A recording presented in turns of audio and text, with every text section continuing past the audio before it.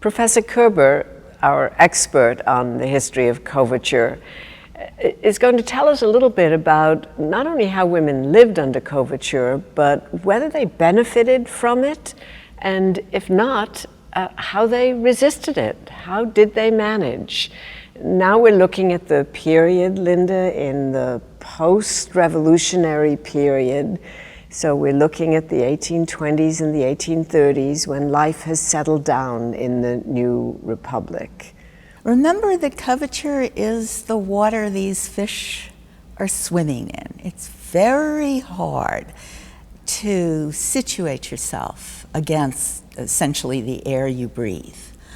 But I think one set of needs starts emerging, which is that in the aftermath of the war, Congress establishes systems of pensions for retired officers, certain kinds of payments to men who've been wounded in battle, but nothing for the widows of men who served in the American Revolution.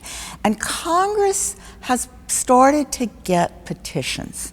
Even during the war, they got petitions. There's a wonderful petition from Rachel Wells of New Jersey, who sends a message to Congress who says, I invested in Revolutionary War bonds, and after the war, actually it was Alexander Hamilton who decided that in order to curb speculation in the bonds, you couldn't get them back, you couldn't get payment if you'd moved out of the state in which you bought them. And she said, and she had done that, and she said, I suspected no trick.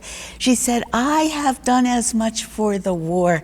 I may not have fought, but I bought the soldiers, it's badly spelled, food and clothing, and let them have blankets. And should not Rachel Wells get something? They get these petitions from women who are trying to articulate that they are owed something. They get petitions without number from women who feel that as widows of the war, they deserve some support. And they don't get any. So I think what builds up is a sense of entitlement, a sense of not being used well, that starts to emerge. And as by the 1820s and 30s, these women are going to start to find allies among men who are often their fathers, who are skeptical of dissolute sons-in-law. The economy is changing. More and more of it is cash. Less and less of it is stable land that doesn't change from one generation to the next. So what kind of right does a widow have on property that she brought to the marriage and that the husband sold out? And what is she going to get out of it ultimately at the end of that marriage?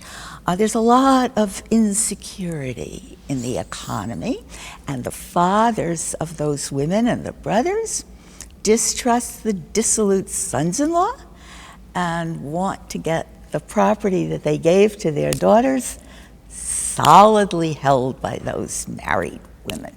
Linda, I'm detecting something of a conflict here.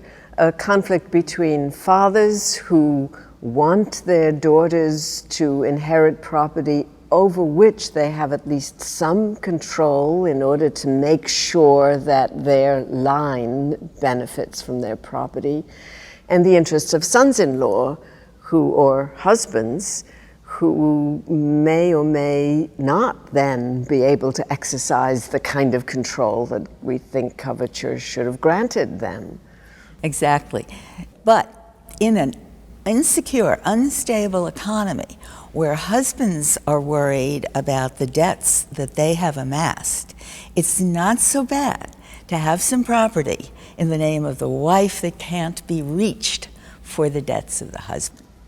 So some of this starts to get navigated. And the very first married women's property statutes protect, in Mississippi, the married woman's property in the slaves that she has inherited. It's not so liberal and charming as all that.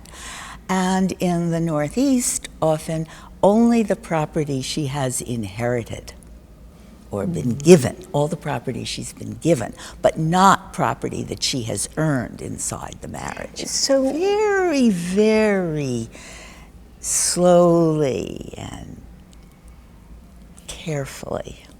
But now It's not generous. I want to throw some clinkers into this. A man who abandons his family and goes out and gambles and gets into debt, and then the creditors come to the wife. After all, she's still married. Divorce is almost impossible to get. She's still responsible for his debts. Right. The same man could come back 5 years later and demand that 3 children in their teenage years who had been small should come with him to whatever he is and still leave his wife. She has no right over that. So coverture seems to me increasingly to be an imprisonment, an absence of movement for women. Absolutely. It remains in there. It is also very variable from state to state on how the statutes are written and how forcefully they're enforced, because you can have all the statutes you want if the courts will not, if she doesn't have easy access to the courts. And now we have the story of Mrs. Odell's piano. So in Iowa, in a town, river town on the Mississippi in Iowa, Mrs. Odell is married to Mr. Odell, who's a banker, a small town banker, who has debts and then he pays them and so forth. She inherits land from her father. There is a Married Women's Property Act. She understands that this is her land. She sells the land, she gets cash, she goes to Chicago, she buys a piano. She has the piano shipped across the Mississippi. It's her piano. Well, it turns out that he has debts and they come and they repossess the piano. How can they do that? Because in the Iowa Married Women's Property Law, there was a little line that said that she needed, when she had the piano, to go down to the county courthouse and sign it up, register that piano as owned by her own personal property. And since she hadn't known that she had to do that, it's his piano. It's his piano, seized. and she loses it.